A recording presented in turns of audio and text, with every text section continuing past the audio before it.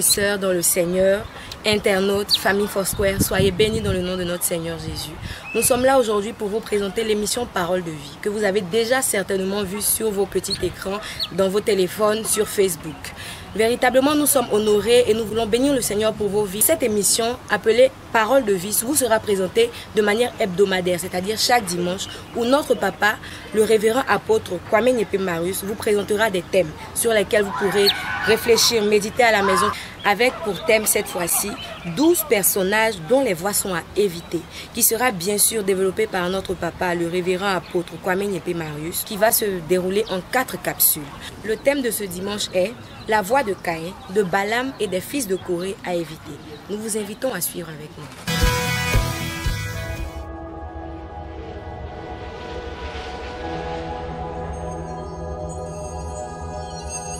Shalom, shalom, je vous salue dans le précieux et puissant nom de notre Seigneur Jésus-Christ. Que la grâce de Dieu repose sur la vie de chacun. Amen. Dans le livre de 2 Chroniques, chapitre 16, verset 9, il est écrit « Car l'Éternel étend ses regards sur toute la terre pour soutenir ceux dont le cœur est tout entier à lui. » Car l'Éternel étend ses regards sur toute la terre pour soutenir ceux dont le cœur est tout entier à lui. Bien-aimés frères et sœurs, nous sommes dans les temps de la fin et je crois que chaque occasion que Dieu nous donne, c'est pour nous amener à nous rapprocher davantage de lui. À travers la série que nous allons initier, nous parlerons des voies à éviter, les voies du Seigneur dans lesquelles nous devons marcher. Comme je l'ai dit, nous sommes dans les temps de la fin et la dispensation dans laquelle nous nous trouvons, on l'appelle communément la dispensation de la grâce ou celle de l'Église. Elle part de la mort de notre Seigneur Jésus-Christ à la croix jusqu'à l'enlèvement de l'Église. C'est une dispensation mondiale parce qu'elle inclut non seulement les Juifs et tout le monde aussi, tous les païens. C'est-à-dire c'est une dispensation qui concerne les Juifs et les non-Juifs. C'est une dispensation qui sera aussi marquée par ce qu'on appelle l'apostasie. L'apostasie n'est rien d'autre que l'abandon de la foi. C'est-à-dire nous sommes dans des temps où toutes les choses sont mises en œuvre pour nous donner de nous éloigner davantage du Seigneur. Et c'est important, les gens peuvent aller à l'église, les gens peuvent parler de Dieu, mais leur cœur peut par moments être éloigné ou refroidi. Et je crois qu'à travers ce moment, Dieu va nous donner par son esprit de revenir à lui de tout notre cœur pour qu'il puisse nous utiliser pour être des instruments dans cette saison entre ses mains pour ramener plusieurs à lui. Le but de Jean-Baptiste, c'était de ramener dans ses prédications, amener les gens à la repentance, ramener les cœurs. Et je pense que ce message de repentance a toujours sa place dans nos vies et dans la vie de l'Église. Ce ne sera pas un procès, je n'en ai aucunement pas l'intention. Ce sera plutôt une occasion pour que nous puissions nous regarder à travers la parole de Dieu et une série de personnages bibliques dont la vie va nous interpeller et nous donner de nous rapprocher davantage du Seigneur. Que le Seigneur bénisse votre écoute et tous ceux qui vont visionner ces différents messages et que sa grâce soit avec chacun de nous. Amen.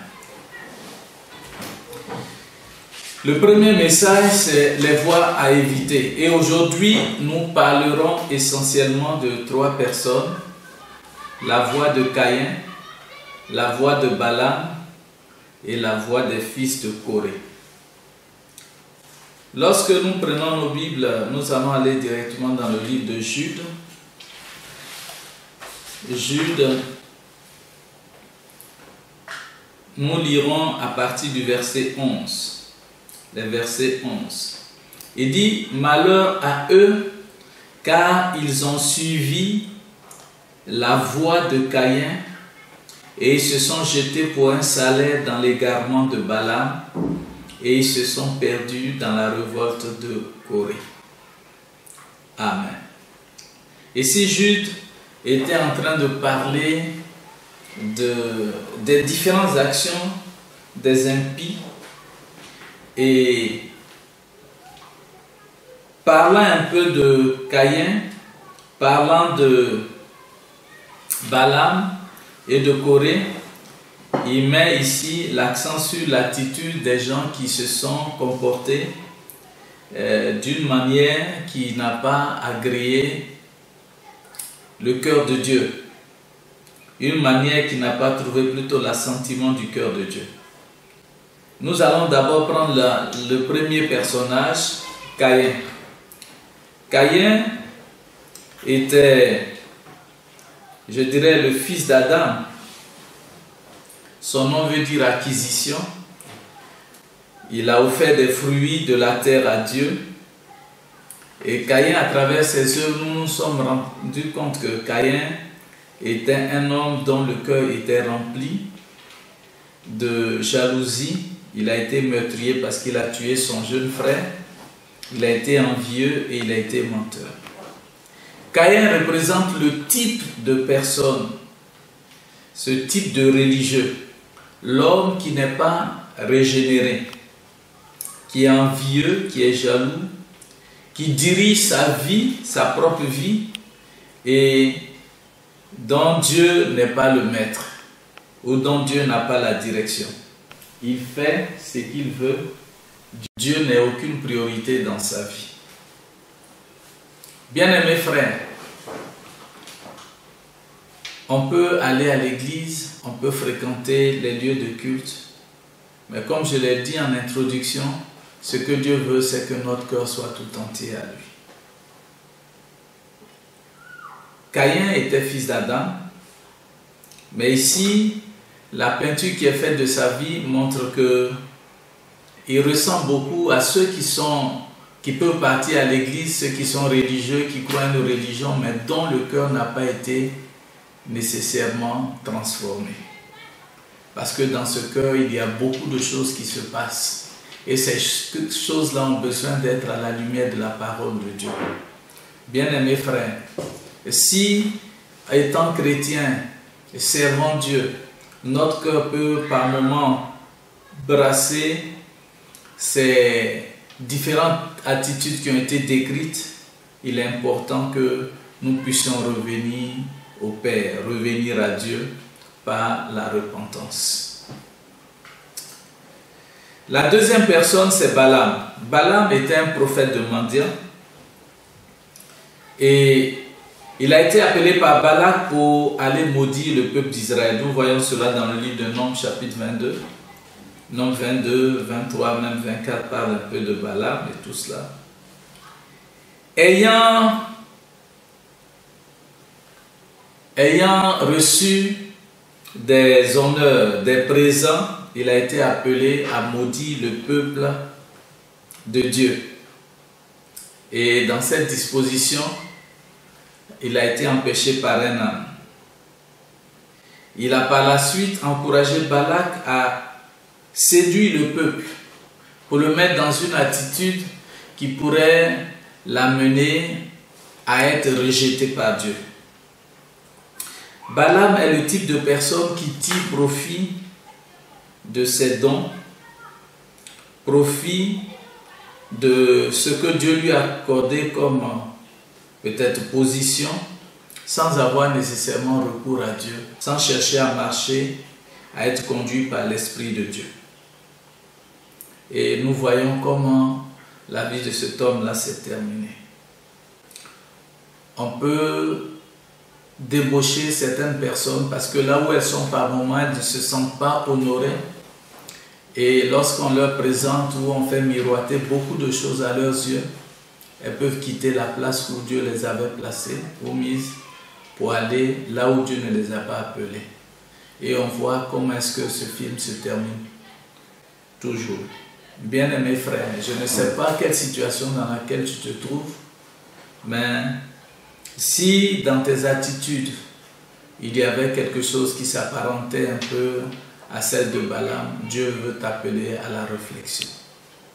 Il t'a donné toutes ces grâces dont tu disposes, et c'est pour lui, et c'est pour que son peuple soit béni.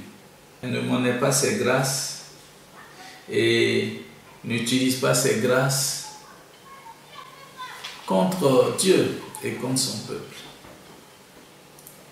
La troisième personne dont je voudrais parler, pour terminer, c'est les fils de Corée.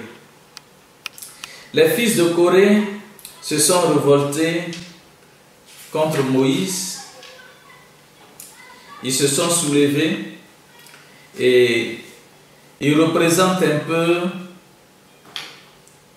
l'intrusion humaine dans le sacerdoce divin ou dans l'office sacerdotal. C'est la rébellion contre l'autorité établie par Dieu. Ils disent par moments souvent avoir reçu de Dieu. Ils disent qu'ils sont plus utilisés souvent même que leurs responsables spirituels ou bien même leur père spirituel. Et seulement à cause des dons qu'ils ont, ils ne veulent pas obéir au programme que Dieu lui-même a tracé. Ils peuvent se vanter d'avoir l'onction, mais une chose est importante à savoir. Être revêtu de la grâce de Dieu, l'onction ne nous donne pas une licence pour faire ce qu'on veut. Elle ne nous amène pas à marcher contre les principes de Dieu. Bien-aimés frères, à la lumière de ces trois personnages qui sont Caïn, Balaam et les fils de Corée, je voudrais t'appeler à réfléchir un tant soit peu. Regarde ta vie, quelles sont les attitudes, les comportements et la disposition de cœur qui partagent le comportement, l'attitude de ces personnes dont nous avons parlé. Je voudrais t'appeler à marquer une pause et à réfléchir. Regarde ta vie et regarde la vie de ces trois personnages. Qu'est-ce qui est dans ta vie qui ressemble à ce qu'ils ont eu l'habitude de faire, de vivre ou d'avoir comme attitude? Regarde, parle à Dieu, repens-toi, parce qu'il a besoin de toi pour que tu sois un instrument réel en ses mains. Il a dit à Pierre, l'ennemi t'a cherché, il voulait te cribler comme du froment, mais j'ai prié pour toi. Quand tu seras revenu, quand tu seras converti, affermis tes frères. Dieu a besoin de toi. Dieu veut se servir de toi pour que ta vie soit une vie à la gloire de son Seigneur. Amen. Bien-aimés frères, que retiens-tu de l'attitude de ces trois personnes dont nous avons parlé, à savoir Caïn, Balaam et les fils de Corée?